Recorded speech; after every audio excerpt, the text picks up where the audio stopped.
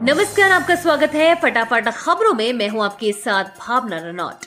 आज हम लेकर आए हैं उत्तराखंड के हर छोटे बड़े शहर की सबसे तेज और ताजा खबरें।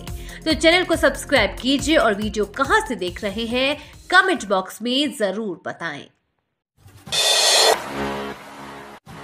मुख्यमंत्री धामी की दो टूक, आग नियंत्रण में लगे अफसरों को दूर न बुलाए, अन्य विभाग भी रहे अलर्ट। जंगलों में तेजी से आग धधक रही है। इस पर रोकथाम के लिए धामी सरकार भी पूरी तरह से जुट गई है। मुख्यमंत्री पुष्कर सिंह धामी ने हवाई निरीक्षण कर स्थिति देखी तो रोकथाम को लेकर अधिकारियों के साथ समीक्षा बैठक भी की।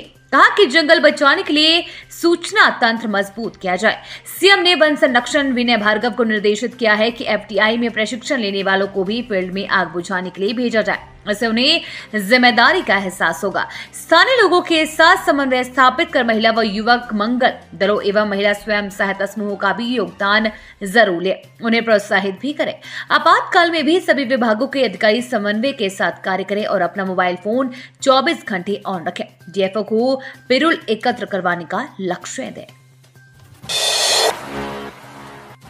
पड़ोसी राज्यों में सस्ती भूमि खरीदकर लैंड बैंक बनाएगी उत्तराखंड सरकार, ये है योजना। उत्तराखंड सरकार वन भूमि के बदले प्रतिपूरक वन रोपण के लिए गैर वन भूमि का एक लैंड बैंक बनाने की योजना तैयार कर रही है। राज्य में मौजूदा और भावी बड़ी परियोजनाओं की राह में जमीन की कमी बड़ी अड़चन है। लैंड बैंक में शामिल इस भूमि का उपयोग प्रतिपूरक वन रोपण के लिए हो सकेगा। मुख्य सचिव राधा रतूड़ी ने एक बैठक में इस योजना का एक प्रस्ताव तैयार करने के निर्देश दिए हैं। प्रदेश में 70% से अधिक भूभाग वन क्षेत्र है। इस कारण राष्ट्रीय महत्व राज्य हित की योजनाओं में वन भूमि की आवश्यकता होती है, लेकिन वन भूमि हस्तांतरण के लिए दोगुनी गैर वन भूमि जुटाने में राज्य सरकार के पसीने छूट रही हैं। बढ़ोतरी के बाद भी कई राज्यों से सस्ती उत्तराखंड की बिजली, राज्यवार ये है दरें। नियामक आयोग से इस साल बिजली दरों में 6.92% बढ़ोतरी के बाद भी उत्तराखंड में बिजली की दरें अन्य राज्यों से कम है, जबकि अन्य राज्यों में अभी इस साल के टैरिफ जारी नहीं हुए हैं। उनके एक साल पुराने दाम भी उत्तराखंड के नए दामों से ज्यादा है। यूपीसीएल के प्रबंध निदेशक अनिल कुमार का कहना है कि ये हालात तब है जबकि हमारी बाजार पर निर्भरता 35% से ज्यादा है।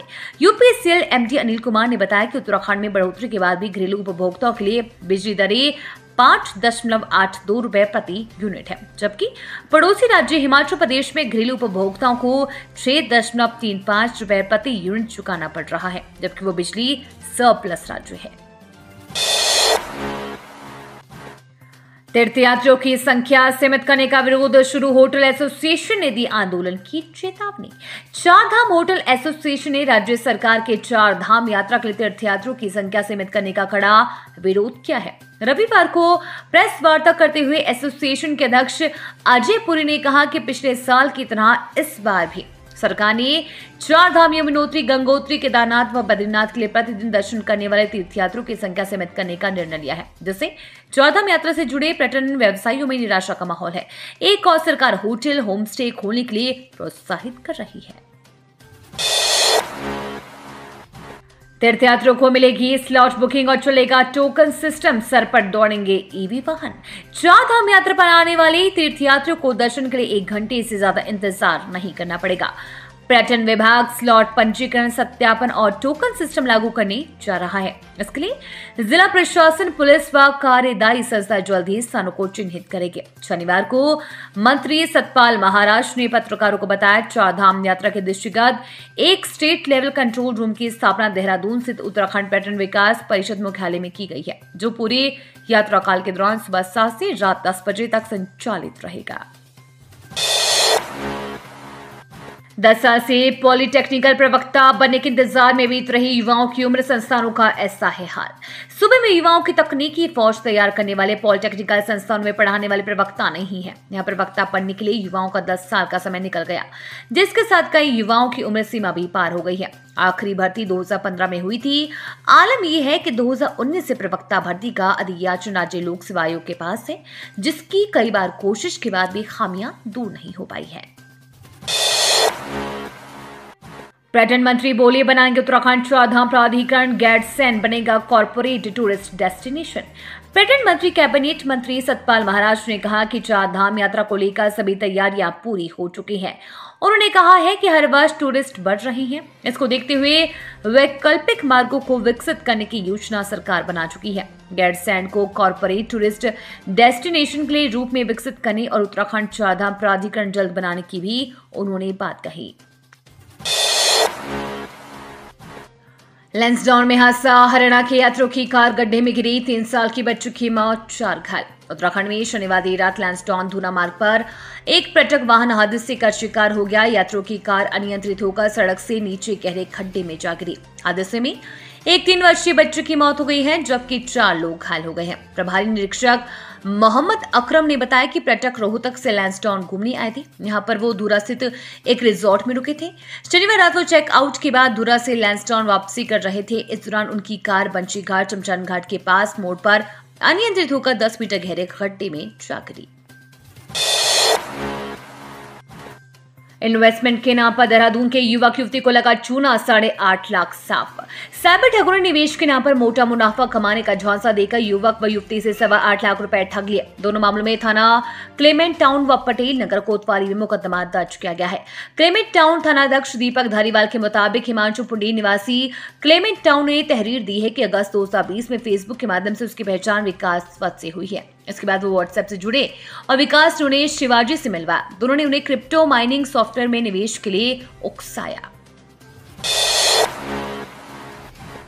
ट्रॉलियों से नदी पार करने के खतरे से मिलेगी मुक्ति, 28 जगहों पर पुल बनाएगा लोनीवी। उत्तराखंड को ट्रॉलियों से नदियों को पार करने के जोखिम से जल्द मुक्ति मिलेगी। लोक निर्माण विभाग के स्तर पर संचालित हो रही 28 ट्रॉलियों के स्थान पर सरकार नए पुल बनाने जा रही है। विश्व बैंक से 3 ट्रॉलियों की जगह पुलों के निर्माण को मंजूरी मिल चुकी है।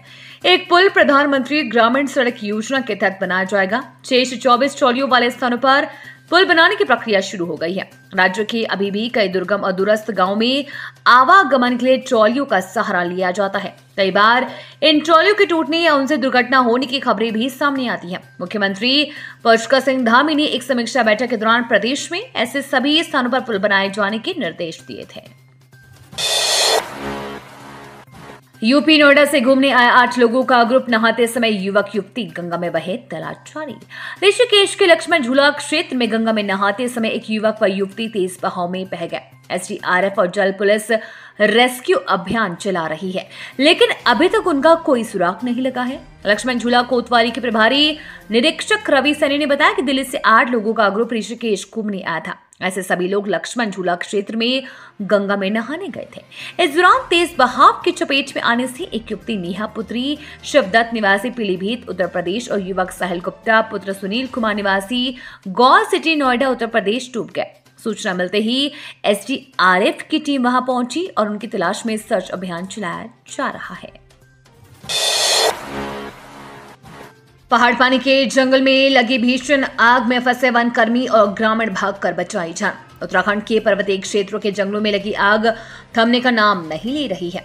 रविवार दोपहर बाद नैनीताल में पहाड़ पानी से सटे जंगलों में लगी आग तेज हवाओं के साथ पूरे जंगल में फैल गई। जंगल में लगी आग को बुझाने में जुटे वन कर्मी और ग्रामीण आग की तेज लपटों के बीच में फंस गए। आग को अपनी ओर बढ़ता देख वन कर्मियों और ग्रामीणों ने भागकर अपनी जान बचाई। उधर आग से वन संपदा को भारी नुकसान पहुंचा है। साहस से जीती जिंदगी, चलती ट्रेन से गिरा युवक प्लेटफॉर्म के बीच फंसा, देवदूत बनकर पहुंची उमानी, ऐसी बचाई जान। रुड़की के लक्सर रेलवे स्टेशन पर उस वक्त अफरा तफरी मच गई जब एक युवक चलती ट्रेन से गिर गया। ट्रेन से गिरते ही व्यक्ति प्लेटफॉर्म के बीच में फंस गया।